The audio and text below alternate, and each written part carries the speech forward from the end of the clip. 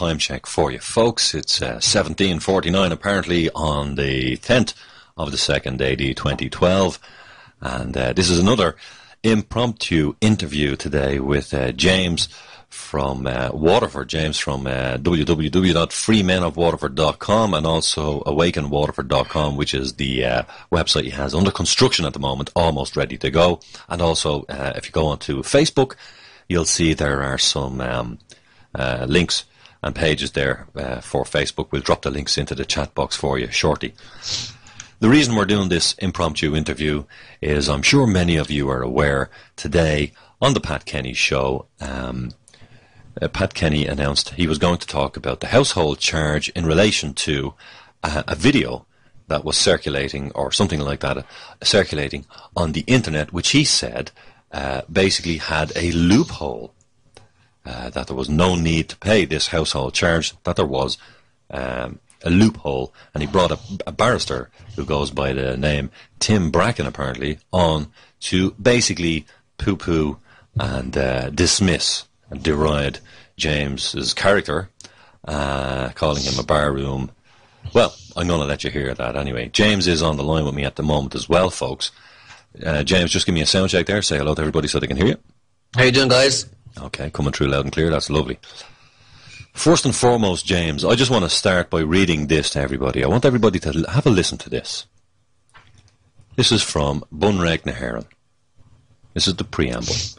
In the name of the most holy Trinity, from whom is all authority, and to whom, as our final end, all actions, both of men and states, must be referred. We, the people of Éire, humbly acknowledging all our obligations to our divine Lord Jesus Christ, who sustained our fathers through centuries of trial. Gratefully remembering their heroic and unremitting struggle to regain the rightful independence of our nation, and seeking to promote the common good with due observance of prudence, justice and charity, so that the dignity and freedom of the individual may be assured, true social order attained, the unity of our country restored, and concord established with other nations, do hereby adopt, enact, and most importantly, and give to ourselves this Constitution. James, how are you doing? Okay, so what do you make of what happened today, James? I know you've had a bit of a chance to reflect on it now. How are you feeling about what happened earlier now? Well, we were discussing before we went on air the three different stages to truth. You know, the first is derision, the second is violent opposition, the third is acceptance as being true, as being self-evident. You know. So, would you say Pat Kenny and his cohorts on RTE apparently are going through the ridicule stage of truth? They're ridiculing. Absolutely, yeah. That's exactly what they're at. You know what I mean? They're seeing that the public are starting to read the books that the Law Society reads, and the people in that corporation reads, and that they're kind of going, who these guys think they are, coming out quoting the law or sticking videos up about elements of the law. You know, those commoners, what are they doing? Those slaves should be staying where they are, in slavery, in bondage, and how dare they? How dare they? How dare they? So, what I want to do first, James, is I'm going to replay the phone call that you made to the household. What, did we find out the company? It was, what was the website? Householdcharge.ie. Householdcharge.ie. So here's the phone call first, folks. Household Charge, Meehan speaking. How you doing? Yeah, my name is James O'Sullivan, and I just have a few questions about the household charge. Surely. Yeah. Okay. Who exactly does it apply to? I'm a bit confused about it. It applies to the house, the owner of the house. Okay. The owner of the property. Does it apply to? It doesn't apply to tenants then? No. Okay, for a start, James, there was a contradiction straight away. Who does it apply to? The householder. And then he contradicted himself. Yeah. Okay, well, we'll continue. Hang on a sec. It doesn't apply to them. Okay. If you're on social welfare, does it apply to you? If you're on social welfare, you still have to pay it, yes. Okay. So the only way you don't have to pay is for mortgage interest relief supplement, is that correct? Yes, or you're living in one of these ghost estates, unfinished housing estates. All right. Okay. And I just ask you as well, because I'm a student of the law. Just a question: are you lawfully obliged to pay the household tax? It's not actually a household charge, so therefore it's a self-declaration charge. Okay, so you're not lawfully obliged to pay it then? No, but it is in legislation. Thank you, James. Thank you. Have a good one. Bye-bye. Okay, sorry about that, folks. James, apparently there was echo all over that. Sorry about that, folks. Yeah, I know. Echo, sorry, that was my fault. I had my finger on the echo button. Okay, well, I play it again, folks. If you want me to look, the file is up there. You can get it again. There's feedback. Just play the last 30 seconds of it again, Vinny, there for people. Okay, I will. Hold on a second. Here we go. Mihan speaking. Police relief supplement, is that correct? Yes, or you're living in one of these ghost estates, the unfinished housing estates. All right. Okay. And can I just ask you as well, because I'm a student of the law, just a question, are you lawfully obliged to pay the household tax? It's not actually a household charge, so therefore it's a self-declaration charge. Okay, so you're not lawfully obliged to pay it then? No, but it is in the legislation. Thank you, James. Thank you. Have a good one. Bye-bye. Okay, well, I think that was pretty clear, James. Have I lost you, James? Hello, you there, Vin? No, I can hear you. Yeah, I can hear you. Yeah. Okay, so look, that was the phone call. Nothing too complicated there, you know. What I'd like to do next is play part of the Pat Kenny interview. Okay. First of all, so we'll be able to hear it as well, but I'll have to pause it if we want to comment, okay? So here we go. We examine those rumours of an escape route from the new household charge, which have surfaced on the internet as well. Now, it's been doing the rounds in cyberspace over the past week or so that a legal loophole exists, which means that if you don't register... Okay. A legal loophole. There were never at any stage in the presentation that I put up on the internet did I mention anything about any legal loophole. The foundation of the video presentation is that there is a difference between what is lawful and what is legal, and that's why I rang the householdcharge.ie website and asked them, was there a lawful obligation? I never mentioned legal. Okay, and you never mentioned loopholes in the video either? No, nothing like that was ever mentioned. Okay, let's continue. Again, when you want to, you just holler pause and I'll pause, James. Yeah, okay. As well. Now, it's been doing the rounds in cyberspace over the past week or so that a legal loophole exists, which means that if you don't register for the household charge, then you don't have to pay it. The suggestion was that because the... Okay. I never said anything about not registering, not having to pay. I said that you do not have to consent. Nothing about not paying. Okay. Again, slight differences again. Yeah, okay, we'll continue. And you don't have. The suggestion was that because the bill is a statute, it only carries the force of law if you consent to it, or in this case, if you register for the charge. No, I've had to pause that one there. So, is Pat Kenny... Ask yourself this question, folks. Is Pat Kenny saying that Irish men and women have no choice, as in that their consent is presumed, that they, in other words, they are not free to choose any longer or any more, that they have no choice? So if in theory, I know this might sound ridiculous, but in theory, if the Oriclus and the boys in there decide tomorrow, James, for example, that everybody in Ireland is to be sterilised, that's okay. You've consented to that. Is that basically that's what Pat Kenny is saying. That's what he's saying, yeah? That they have carte blanche to do whatever they want, to pass any legislation that they want through the Oireachtas, and that whether we like it or not, it's just tough. What they're saying is that we are slaves. Yep. That's what they're saying. Okay. Here we go. We're going to keep going, folks. To it, in this case, if you register for the charge. Now, we were on to the Department of the Environment yesterday, and their spokesman confirmed that there's no basis whatsoever to this theory, but some of our listeners are still confused. Okay, so they've been on to somebody apparently in there.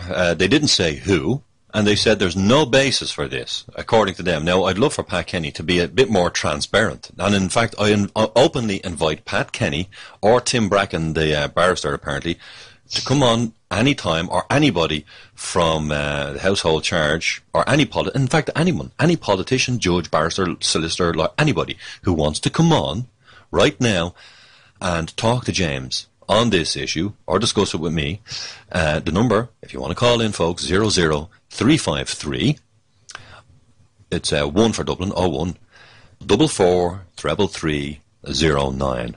Or, if you're on Skype, VINCENTTEMP1. Vincent Temp 1. That's the digit 1, and it's all one word, no spaces. Sorry, James. Please continue. Okay. He said the word theory. Theory does not exist in law. That's science, okay? Either it's in law or it's not in law. And the information that is in the presentation is based on law. Absolutely. Okay, here we go again. Soever this theory, but some of our listeners are still confused. So joining me on the line now, hopefully to throw some light on the issue, is barrister and author Tim Bracken. He was on the show recently talking about probate. Tim, good morning. Good morning, Pat. How are you? Now, I'm very well. This kind of thing says you won't get a bill because the charge is a statute. People need to understand this. A statute is a legislated rule of society given the force of law by the consent of the governed. Sir, please. I already had pressed the pause button. I had a feeling.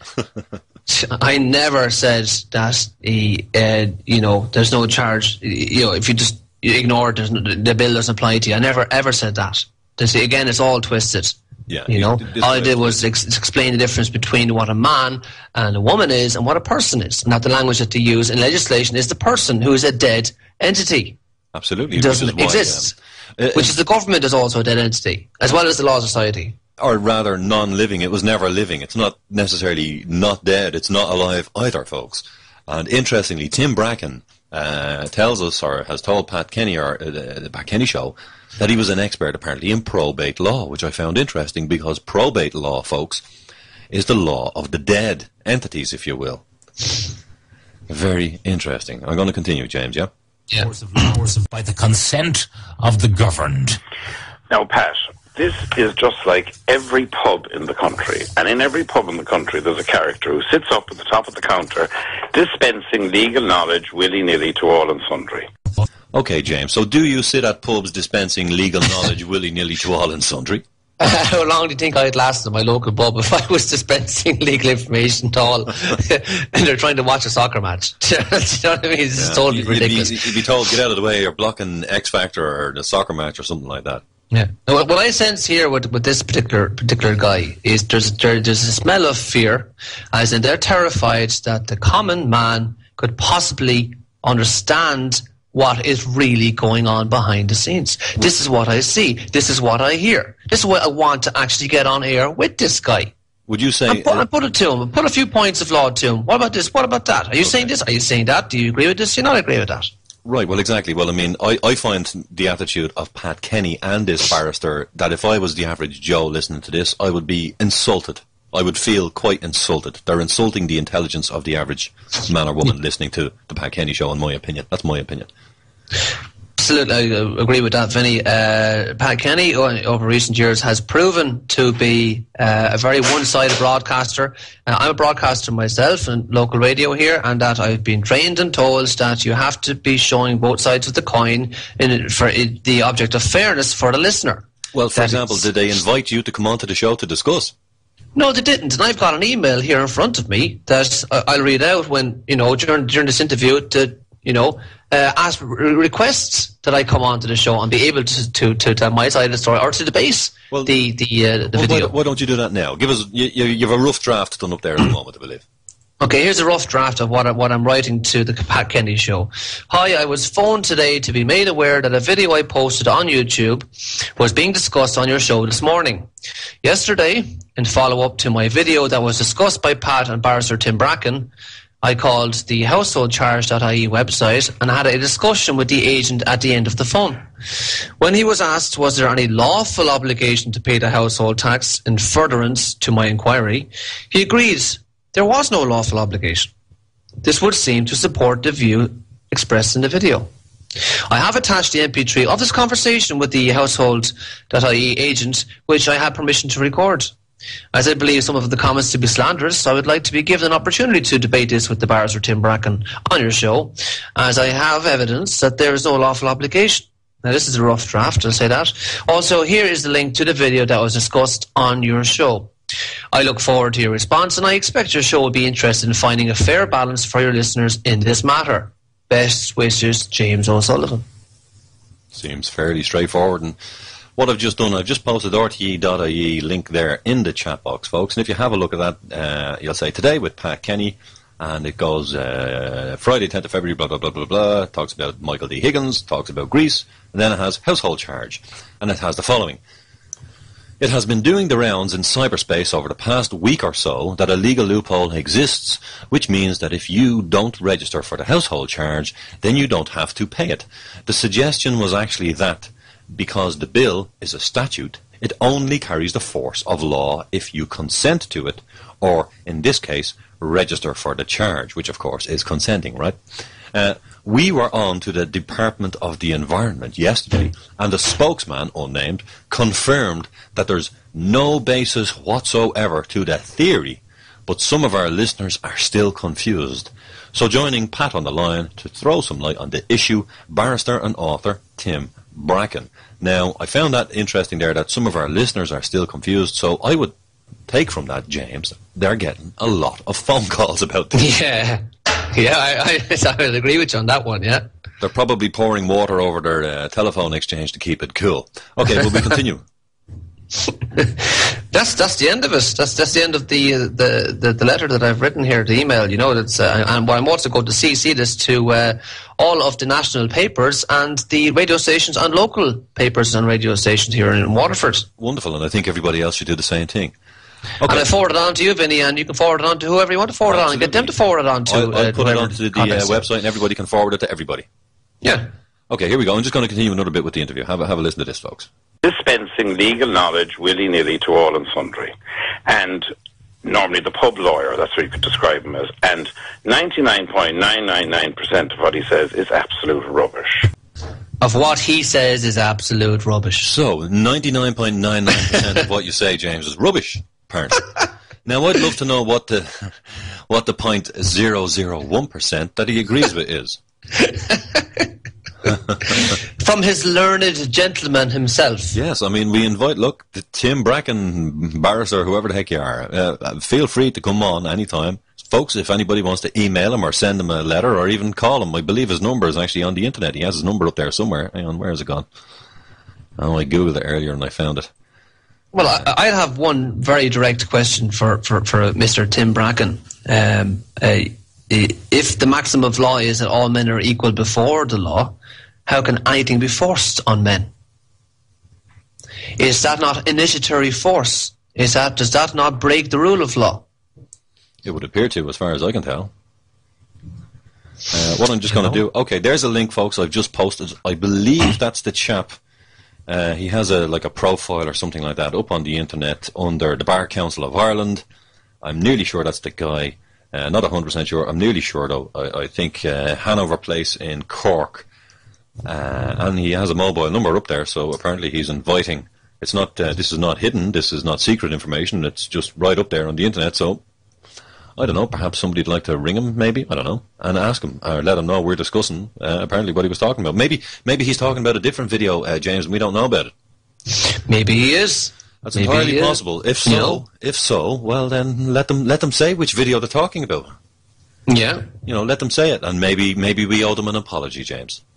Yeah, well, I just want to clear up the matter, that's all, because, this, I feel there's defamation on my character here, and I'm not happy about it. Absolutely. Okay, look, we'll play another little bit of this. Here we go. And this, I have to say, is absolute rubbish as well. The first thing is, you won't get a bill which is a statute. Every single tax in this country, I have to say, is absolute rubbish as well. The first thing is, you won't get a bill because the charge is a statute. Every single tax in this country is statute-based. Income tax is the Income Tax Acts. Capital tax, capital gains, capital acquisitions, Capital Tax Acts. VAT, VAT Acts. Excise duty, Acts, stamp duty.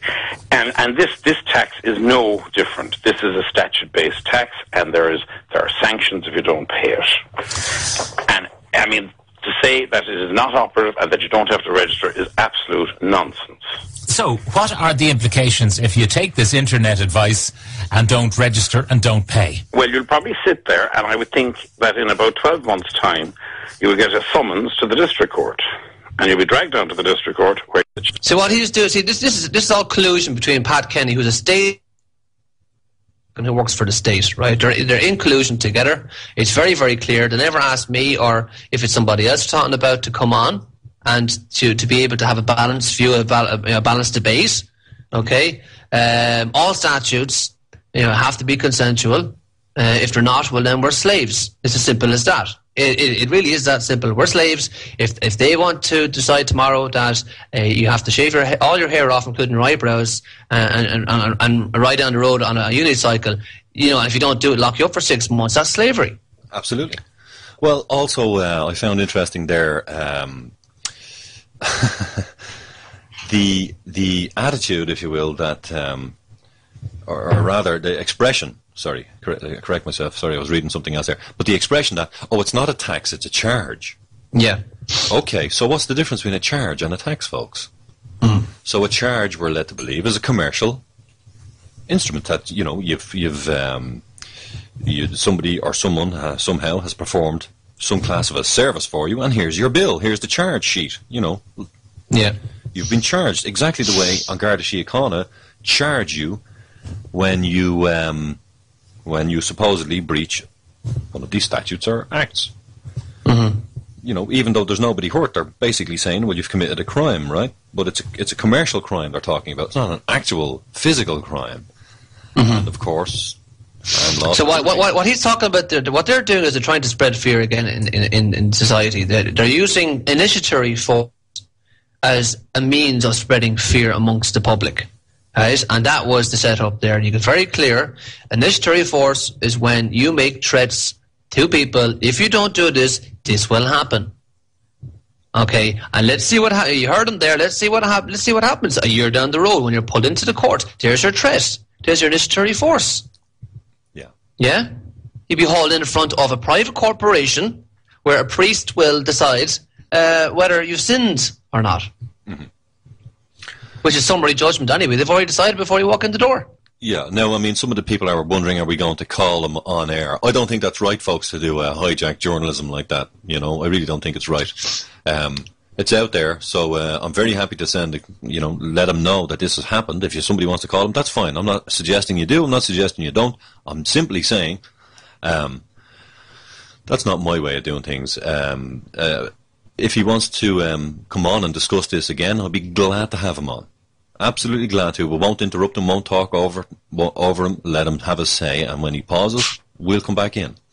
But James, I mean, let's assume for a moment that it's not the video that you made are talking about. Let's assume it's some other video, perhaps, because maybe there's other ones out there or some other website, whatever.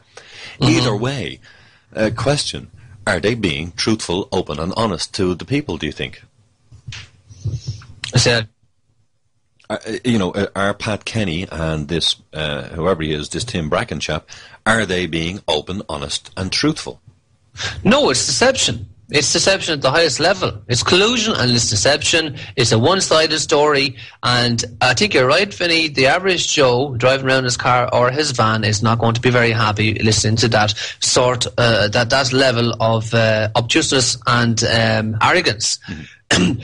Really, what we're seeing now is we're seeing the last stitch of control. Yeah, it's highly arrogant behaviour from an overpaid man who has benefited on the back of the taxpayer for God knows how many years, with all these tribunals that have been going on, and all sorts of other things where they can just cream money off the top and look down their noses at the rest of us. You know, and they're just terrified that a few of us might get a bit of education, a bit of knowledge. We, the people, are copping on, folks. We're copping on. Look, the game is up. The game is up. As simple as that. The game is up. I'll say another bit of this, James, just to give people another. Okay, anytime you want me to pause, James, you just holler pause and I'll hit pause. There's a summons to the district court. And you'll be dragged down to the district court where you will be convicted of failing to make your declaration. Okay. You'll be dragged down to district court. Now, do you hear the jib of this guy? You see, that's master servant talk right there. Servant disobeys, you drag him. Yeah. You don't invite or say, look, I think there's an issue we need to resolve here as equals. That's not how you talk about equals, right? Yeah. Okay. Yeah. Registration of it and pay your tax to the local authority. You'll be fined a fine of approximately €100, but you'll also end up paying the tax or the expenses and charges of the local authority. Now I'm pausing that one there, James, because he makes it sound like it's a foregone conclusion. You will be fined, not you may be fined, because maybe you won't be. I mean, if it's a case that you will be fined, why bother having a hearing at all? Why would you have a hearing for slaves, right? Yeah. You know, I mean, it's only a public offering. It's just going through the motions, right? They're saying, no, we fined you. You've already been fined. You're only here to see if we can get it to stick. You see? Okay, we'll continue. Bringing you to court. Now, the problem here is that most people think, like rates in the old days or service charge, that a bill is going to drop in the door and they'll just pay it and that's it. But I don't think a bill is going to issue in this case. Now, I've paused it there because I'll just draw your mind back, folks, to rates. And, of course, with the rates going around, when they were trying to do the rates with shop owners and business owners, they were going around saying, oh, we're here to collect your rates. But they weren't presenting a bill. Now, he's just out there coming there saying, you get presented with a bill, like you do with rates. Nobody ever presented a bill with rates. That didn't happen. I know lots of people in business, and they never, ever got a bill. They got sent statements. Sorry, James, go ahead. You got a notice. Or a notice, but there was no bill, right? Yeah. No bills. Okay, here we go again. From my reading of the Act, the onus is on you to make the declaration about your property to the local authority and pay the tax. Okay, I've had to pause that there because he said, from my reading. So this is just his opinion, folks. It's open to interpretation is what he's saying. So it's just his opinion. Yeah. Do you have to do with that simply on a practical level? I mean, once you register a new car or even a second-hand car, you then get a reminder in the post and a self-service number, and you can go online or you can go to your local motor taxation office and pay it. This one, you have to DIY it. Absolutely DIY it. It's obviously cost-saving, and it's DIY, and I think it's appalling because a lot of people don't have access to the internet. Now, you can register... Okay, I'm pausing it there, folks, because they're now about to go off on a tangent. They didn't actually really discuss the issue. They just said no. No. What the man said on his internet video or his internet website is nonsense. They didn't really say why. They didn't explore the issue whatsoever, and they're about to go off on a tangent. But we'll let them go off, and we'll just let this play. Is that okay, James? Okay, here we go.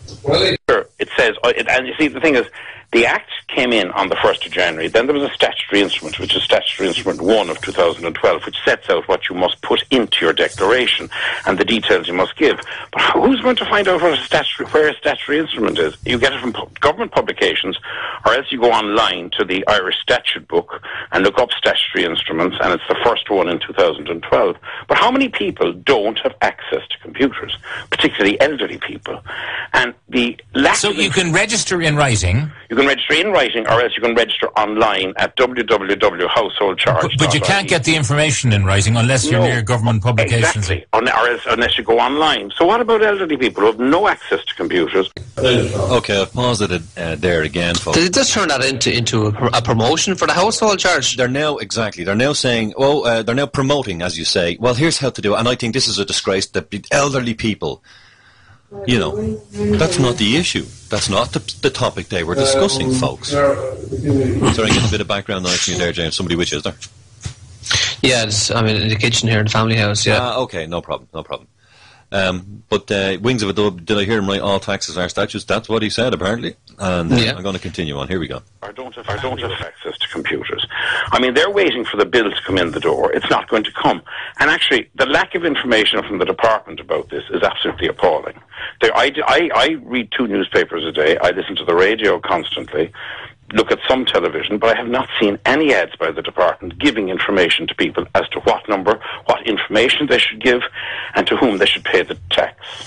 By the way, when you do register, be it online or in writing, I presume if you're registering in writing, you have to send away for a form. They send it back to you. You fill it up and send it back to them. Well, I don't know. I don't know if there's a form. All the statutory instrument says that you register or you make your declaration in writing, or else you go online to this www address.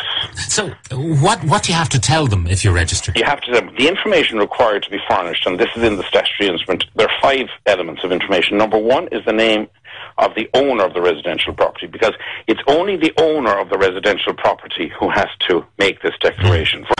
Okay, so there's an interesting word there. He used owner. He said it's only the owner who has to make this declaration. Sorry, getting a bit of background noise from James there. Yeah. Can you go anywhere a bit quieter, James? No? Yeah, I'll have to move. 1 second now. Yeah, okay. I'm going to play another bit of this, folks. Here we go. And then you have to be an owner. So, like, if you're a tenant in a property for under 20 years, you're not regarded as the owner. Yeah. It is the actual owner. But anyway, number 1 is the name and owner of the residential property in respect of which the declaration is made. B, the address, and if necessary to identify it, because perhaps if you're in a rural area, a description of the property. The address for correspondence of the owner of the property. The personal public service number of the person, or in the case of it, that's in the case of an individual, or in the case of the tax reference number of a company if that owns the property. And then, this is the last one, and this is obviously setting it up for water charges in the future. Whether the property is connected to A, a public water main, B, a group water scheme, or C, a private well. Okay, I had to pause it there, folks. Now, he's right what he just said, believe it or not. I give the man credit. He's correct. Now it's very clear why they want you to register the septic tank, because then it becomes public water. If you pay to register it, they're at this €5 registration fee, which was €50. They're now saying, oh, look, aren't we really nice? We've made it only a £5 for you. Your water supply now becomes public water. It's no longer your private source of water. So if they wish to, as they're going to, because all public water must be fluoridated, folks, they're going to fluoridate your well. That's what they're going to do. That's their intention.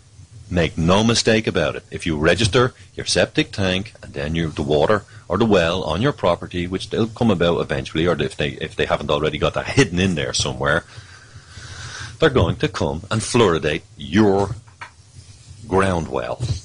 That's what they will do. And if you want to know about fluoride, well, go check it out, folks. Don't take my word for any of this, as I say.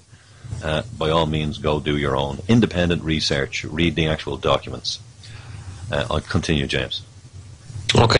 Now, I mean, the thing is, like, nobody, I don't think anybody had that information unless you went online to look for it.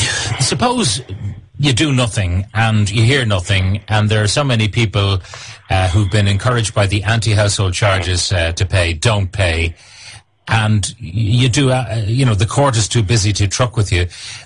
What happens if you decide to sell the house 5 years down the road having... this charge is building up per annum on the house, and you have to provide a certificate of discharge of the charge to any purchaser of the house, because if a purchaser doesn't take that and buys the house without having that certificate of discharge, well, then that purchaser will become liable to the arrears of tax that have built up on that house. And the problem is, if it's a 30% surcharge on you because you haven't paid it, and then you leave, that year attracts another 30% surcharge, and then you've got the new year as well, and then you've got the third year, and the surcharges on the previous 2 years, and then the fourth year, and the surcharges on the previous... So when you eventually sell your property, there could be quite a hefty lump taken up. Okay, and again, folks, look, that's the fear. That's obey. Fear what may happen to you if you try to assert your natural, lawful, sovereign authority. Be fearful. Would you agree with that, James? They're fear peddling right now. Absolutely. It's the oldest trick in the book. Do you know what I mean? What they're doing, it's they pick a topic that's that they wanted to debunk, and they talk about the centre of that topic for a short, brief period of time, and then they switch the flow of the conversation to where they really want to go with it, which is for everyone to pay. This is how you can pay, and if you don't, we'll use initiatory force to make you pay. Problem, reaction, solution. Yeah. As David Icke would call it, the Hegelian dialect. Yeah. Okay, we're getting close to the most important part of this whole interview, folks, and I really want you to pay attention, because myself and James are going to be reading some very pertinent information to you coming up very soon. Have a listen. Off it. Quite a hefty lump, and then there's interest running at 1% per month on the arrears. And the thing is, you see, there is an obligation. I want to go back just to nail this thing on the head about whether you're obliged to pay it or not. Okay, so we're about to get into it now, James. He says there is an obligation. Can he document and verify that obligation, I wonder? Yeah, well, that's the letter I'm asking people to write if they get anything in the door. He seems to be very sure. He sounds very confident to me. But he's talking about the person. Well, even for the person, even show me for the person even. Can he clearly document and verify this apparent obligation that he seems so sure, so convinced exists? We'll continue. Section 5 of the Act, which is the Local Government Household Charge Act of 2011, that's the operative section. And I'll just read the first part of the section. It's a bit legalistic, but I'll explain it. And it says, the owner of a residential property who, on a liability date, is liable to pay a household charge to a relevant local authority, or is entitled to a waiver from payment of that household charge under subsection 4 of Section 4, in respect of the year in which that liability date falls, shall, and that's the important word, shall make and provide to the relevant local authority a declaration stating that he or she is so liable or so entitled effectively to a waiver if necessary. Okay, he just said big, juicy word, folks. Now, I just want to give folks on the chat box a second. Folks on the chat box, anybody listening on TNS Radio, please try and type into the chat box what you believe was the significant word he just mentioned right there. It's such a significant word. In fact, what I'll do is I'm just going to rewind that last little bit for you again and have a listen again.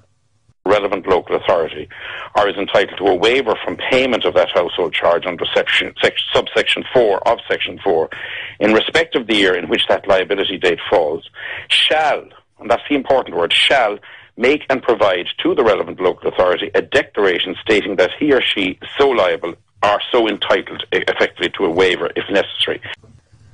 He said shall, James, didn't he? He did. Shall. Now, there's a word. Now, of course, us being us, we like to say, oh, shall. Okay, well, let's look that up. He seemed to be very, very sure about the word shall as he was using it. Now, when I looked up shall in a book called Modern Legal Usage, and it's a dictionary of modern legal usage, 2nd edition, Brian A. Garner, and ISBN number, folks, 978-019-514-236-5. Here's what it had to say, apparently. Interestingly, it was in between shadow of a doubt and sham.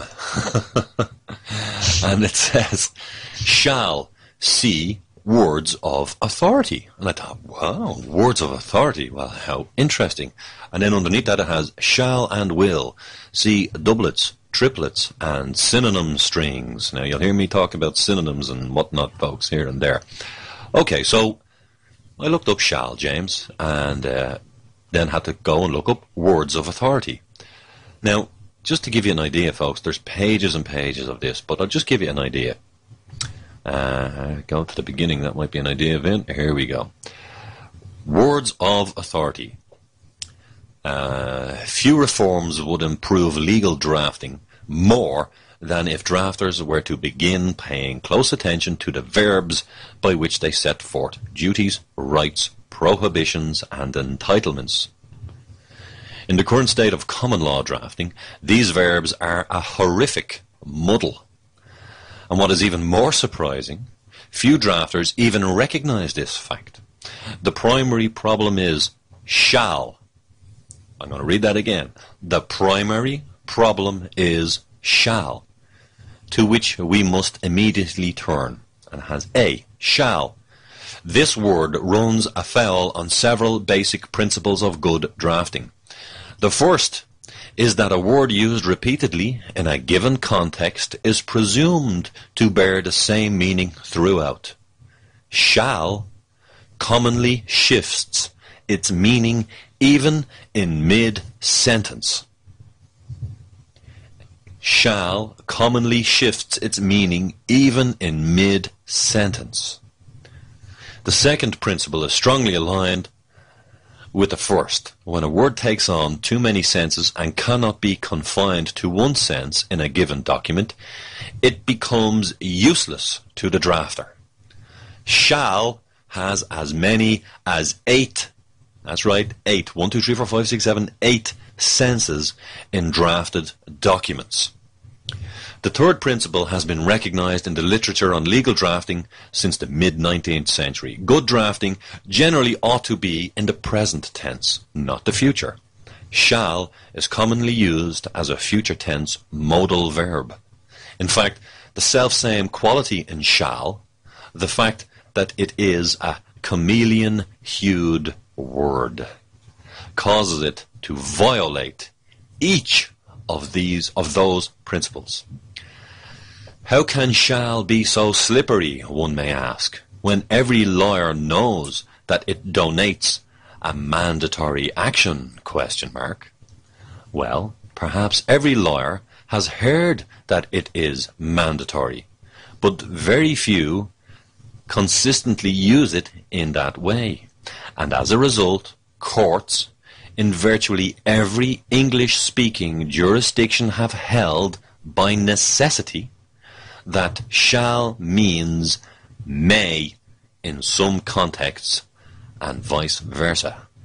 These holdings have been necessary primarily to give effect to slipshod drafting. What then are the meanings of shall? The shadings are sometimes subtle, but the following examples, all but the last two, form a single set of court rules. Illustrate the more common shades. The court, ... shall enter an order for the relief prayed for. The word imposes a duty on the subject of the sentence. Service shall be made on all parties. The word imposes a duty on an unnamed person, but not on the subject of the sentence. Service, an abstract thing. The debtor shall be brought forthwith before the court that issued the order. The word seems at first to impose a duty on the debtor, but actually imposes it on some unnamed actor. You have this here in front of you too, James, yeah? Yeah. Such time shall not be further extended except for cause shown. The word shall gives permission as opposed to a duty, and shall not denies permission. It means may not. This problem, shall, being equivalent to may, frequently appears also in the statutory phrase, no person shall. Logically, the correct construction is no person may, because the provision negates permission, not a duty. Objections to the proposed modification shall be filled and served on the debtor. The word purports to impose a duty on parties to object to proposed modifications, though the decision to object is discretionary. This amounts to a conditional duty. A party that wants to object must file and serve the obligations. There's that word must. The sender shall, I mean, look, it just goes on and on and on. What I'm going to do, folks, I'm going to post these. I'm going to post these pictures of this, because shall is one of those words, folks, that they have, well, believe me, they have a lot of fun with, as far as I can tell. For example, here's must. Under the American rule, this word means is required to, and is used primarily when an inanimate object appears as subject of the clause. That's right, inanimate. Okay. Are you inanimate? These are the questions one must ask themselves. Must is a useful device to uncover client misunderstandings about obligations. Thus, some lawyers use it despite the danger of a bossy tone. And because present tense drafting reduces the incidence of must, the musts that remain in a given document will, in many contexts, offend no one. I mean, look, let's continue, James, with what he says about shall we? Yeah. Shall we? Shall we, yeah. And the case may be. And it says the declaration shall be made in a form, where it will be prescribed, which has been prescribed now by the statutory instrument, and in the case of a person who is liable to pay a household charge, be accompanied by payment. In effect, and there's a description of how you can pay it. But the thing is, we go back to the word shall. Shall is a mandatory word. I mean, we all go back to it. Okay, he says shall is a mandatory word. Clearly, we've explained and found out that, in fact, that's bumpkin. Complete nonsense. And it's in their material, folks. This is why that guy is talking himself into a corner. He's painting himself into a corner, and he's talking himself into a corner. He obviously isn't au fait with his own apparent legal material, the usage of the verbiage and the words he's using. Would you agree with that, James? Sounds like it to me. Okay, let's continue. I'll take it back a little bit. Hang on. So liable are so entitled effectively to a waiver if necessary, and the case may be. And it says the declaration shall be made in a form, where it will be prescribed, which has been prescribed now by the statutory instrument, and in the case of a person who is liable to pay a household charge, be accompanied by payment. In effect, and there's a description of how you can pay it. But the thing is, we go back to the word shall. Shall is a mandatory word. I mean, we all go back to the first thing we learned when we were kids in school or whatever, the 10 Commandments. Thou shalt not kill. Thou shalt not steal. It is a mandatory word, and therefore once a statute says shall, you're under a legal obligation to do it. Okay. A legal obligation to do it, not a lawful obligation to do it. Well, for a start, James, I would imagine most people who consider themselves Christian listening to that will be quite upset by the fact that here's a guy in the legal profession, apparently, trying to use leverage over the idea that people may have faith in Christ to pull the wool over their eyes, quite frankly. I would find that quite insulting if that was me. Yeah. I think that's downright disgraceful what he's just done. I think it's complete manipulation, Vinny, Yeah. Yeah, no, I think that's offensive. To an awful lot of people might find that offensive. Now, again, being offended, folks, it doesn't hurt, right? I'm not suggesting you go and get your knickers in a twist here. But I would still consider that offensive. I'm not saying anybody should be sued or, anything like that. But to me, I would think, the FU word would come. I would think, well, FU. I wouldn't want to have anything to do with anybody like that if that was where I was at. But what is he doing talking about the Bible and the 10 Commandments for the household charge?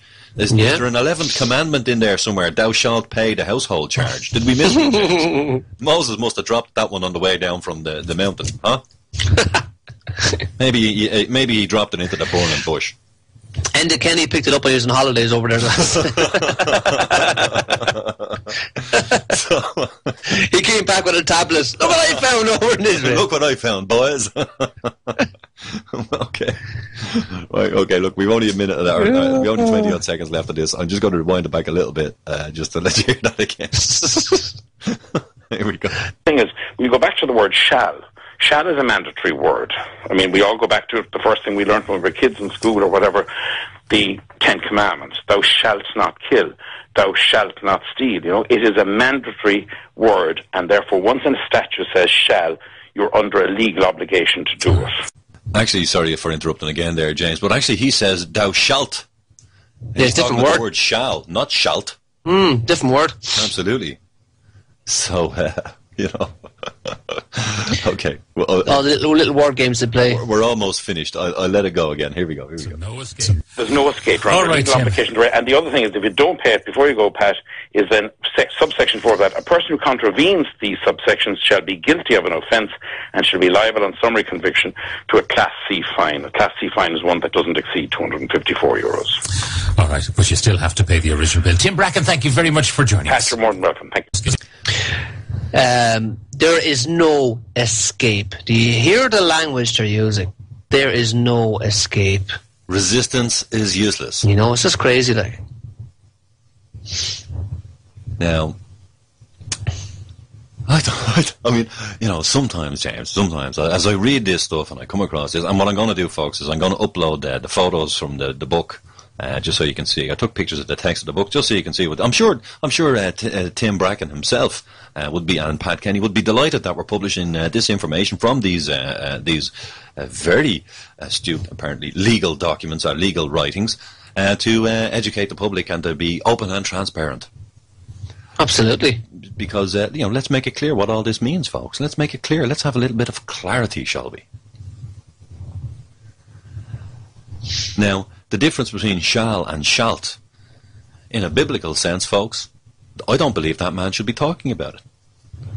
I don't believe he should be mentioning it. He's talking about legal land here, okay? He's talking about constitution and, you know, fines and penalties. And let's not forget what we're talking about. We're talking about the roof over your head. Does this guy think he's somehow involved in the Catholic Church and therefore he's an authority on I mean, there you go. How about we get somebody from the church? Anybody from the church want to come on and tell us? Does this guy have any business making comments like that? I sure as hell don't think he does. Do you? It just proves the arrogance of the people sitting at the top. They're completely separated in their mind. They're so separated in their mind they can't even sense their own arrogance. Yeah. Do you know what I mean? They do think they're gods, and that is the problem.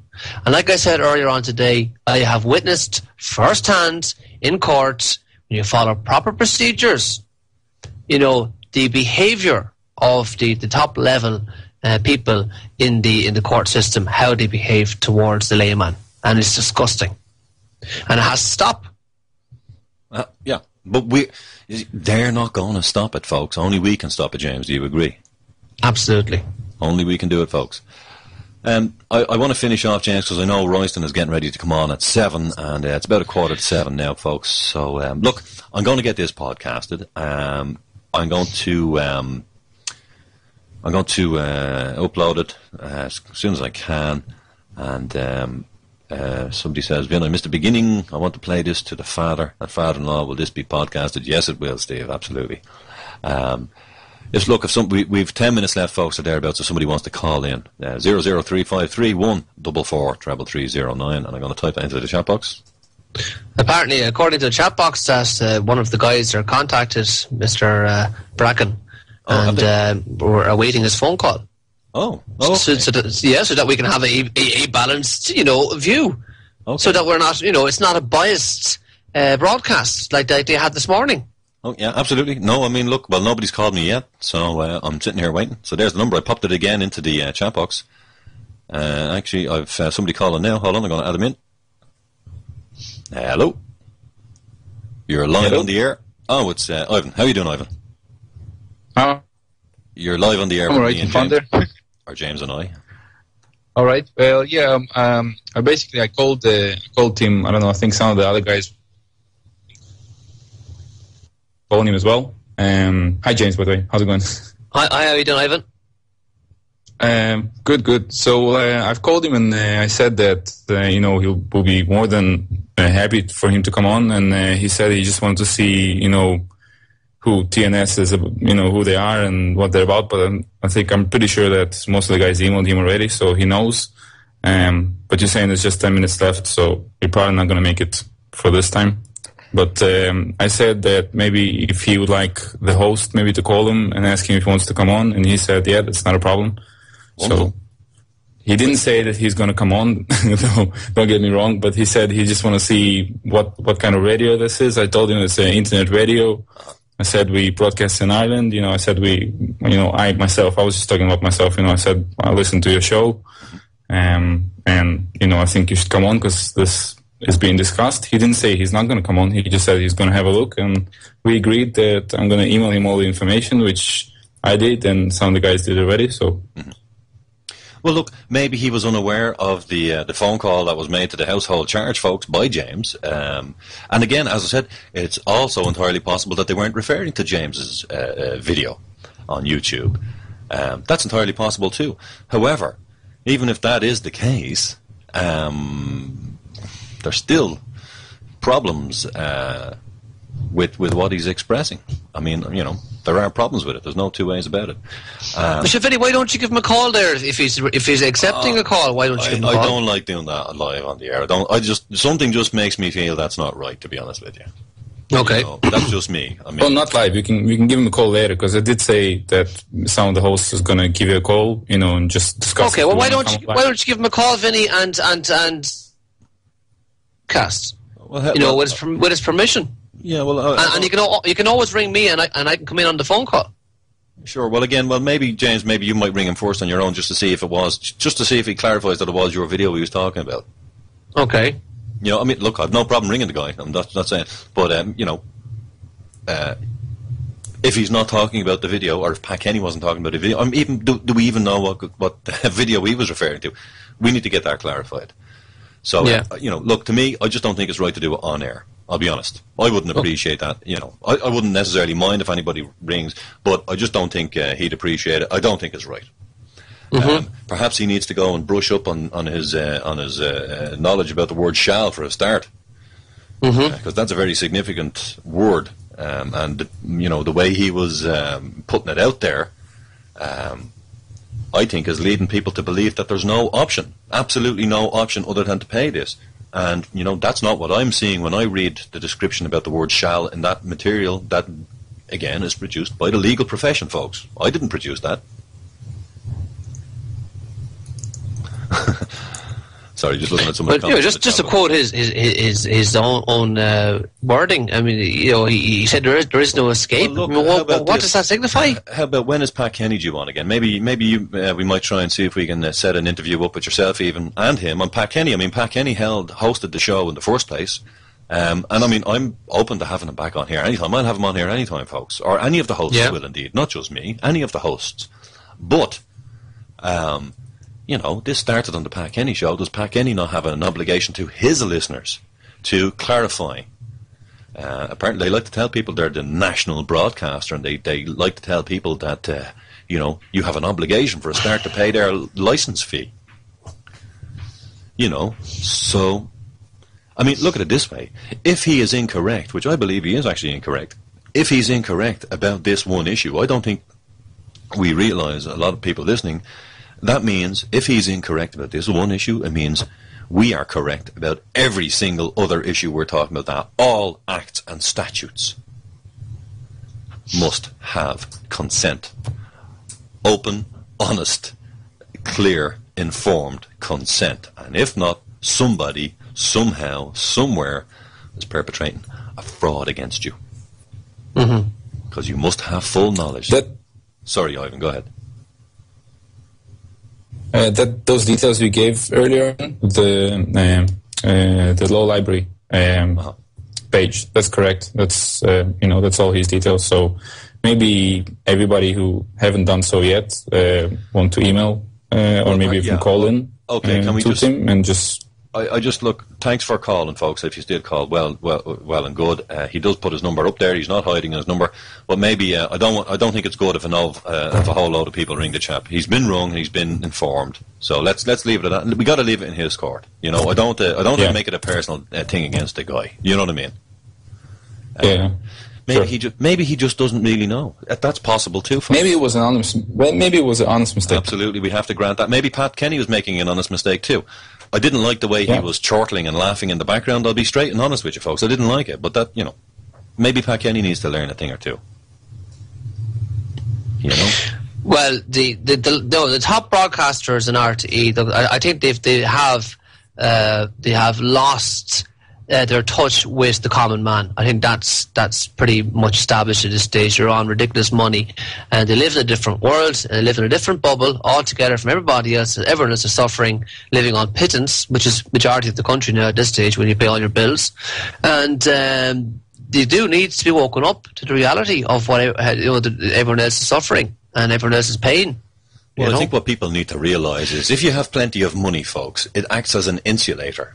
It's like if I have an electric cable with no insulation on it and I run an awful lot of current through it and I touch it, I'm going to get an electric shock. If I pack it with, if I put a tiny bit of insulation on it, if I squeeze it, I still might get a shock. But if I put wads of insulation around that, no, I'm not going to get any shocks, you see. Money insulates it in the same way. It's only when all of the insulation is gone that you get the shock. So if you're in a position whereby you think, well, I'm okay, Jack, I'm all right, you know, all these people are just being nonsense. It's talking nonsense. It's only €50. It's only a fiver, and they're not talking about the consequences of what happens when you pay that fiver. I mean, how come they're not explaining to anybody whether this is civil or criminal? Is it a civil act they want you to take part in, or is it a criminal act?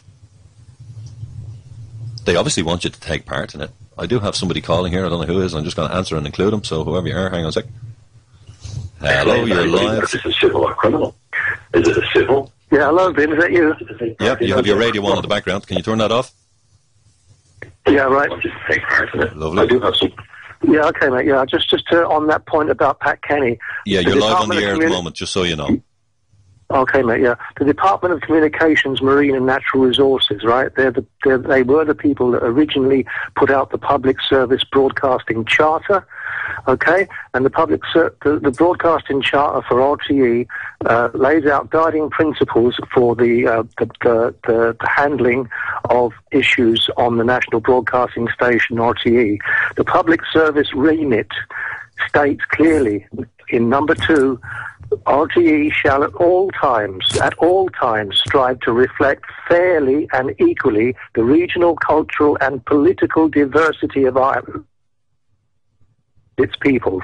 Now that is as clear and as blatant as it can be that Pat Kenny has failed in his duty as a national broadcaster, as a host of a national broadcasting station's top morning radio discussion program, to have a fair and balanced and even debate upon this vital issue. He's been totally one-sided, and as James says there, you know, it's really diabolical, really. He's become the Goebbels of the government. It's a propaganda ministry there. Just to let you know on that, okay, mate? That's the situation regarding just before that. you go, can I just check? Is this the Public Service Broadcasting Charter? I've just found it online there, I think, from... That's it, mate, yeah. Organisation, PSB, PDF, yeah. That's the one. What year was that? Let me see. That's it, mate, yeah. It's, fair play to you, Alan. Fair play to you. It's got it there, buddy. You know, the harp is the Sovereign Seal is on the top of it. So Department of Communications, Marine and Natural Resources, and underneath Public Service Broadcasting Charter, and underneath Contents Public Service Remit. Number 2 in the Public Service Remit, RTE shall at all times strive to reflect fairly and equally the regional, cultural and political diversity of Ireland and its peoples. Now that's full stop. There's nothing else. But they do have the word shall in there. I'm joking. Get back on that bugger up there in RTE. He's earning far too much money. He thinks he's God. Okay. Before you go there, Alan, what's the name of that charter again? Because I want to add that in at the end of my mail. Here, James, I'll send it to you. I have it here. Okay. Yeah. Hang on, I'll read it out to you. I'll read out the. No, it's okay. I have the. Are you all right? You've got it all there, have you? I have the link here. It's www.rte.ie/about organisation /PSB.pdf. That's the one. And that's the one. Okay. What's the name of that charter? The name of the charter is the Public Service Broadcasting Charter. Okay, that's the whole charter. It's actually published That's all I need, lads. Public service broadcast charter. Okay, that's all. That's what. Add it into your letter to the Kenny Show or anyone else. It's there online for anyone to read. It's got the sovereign seal on it. No one can dispute. And that's a great help, Alan, because that's going to give a lot more oomph to my letter. Yeah, you know yourself, buddy. Published by the Department of Communications, Marine and Natural Resources, Adelaide Road, Dublin 2. And it's in the government publications office. Anybody can pick it up and read it. And the fucker, the person who we know as. I'm trying to hold my, I'm trying to hold down my. Sure. I've been on this all day, as you know, mate, and okay. It really is. It's disgusting, You know what, mate? If you go to RTE Canteen, all the way around the glass panels around that canteen, in nice, fair, Gaelic script, is written this public service remit all the way around, like a nice frieze around the middle of the glass. Right. Jeez. So everybody going in and out of RTE Canteen can read how fair and how even-handed RTE is supposed to be. Well, wonderful. That should mean they have no problem giving James an opportunity, assuming it was James they were talking about, giving James an opportunity to come on and have a discussion. Absolutely, mate. That's what it's all about. Okay, Bob. Listen, thanks very much for calling in. Thanks, Alan. Cheers, mate. Yeah, cheers. Bye now. Ivan, anything else you want to add in there before we head off? We've about 5 minutes left before Royston comes on, folks. Ivan, are you still there? No, that's it. I'm just hoping that once we have the letter, I'm still here. I'm just saying that I hope that once we have the letter drafted, everybody are ready to send those letters handwritten to wherever they need to go. I know I will. Okay, well, I've given the PDF there in the chat box, folks. I think that's pretty much everything we can do today. James, I'll give you the... Sorry, can I drop you, Ivan, just to keep bandwidth going, please, if you don't mind? Yeah. Thanks, mate. Cheers. Right, James, I'll give you last word. Well, my last word is that this is the last few sentences of the mail that I'm going to be sending to the Pat Kenny Show. I look forward to your response, and I expect your show will be interested in finding a fair balance for your listeners in this matter.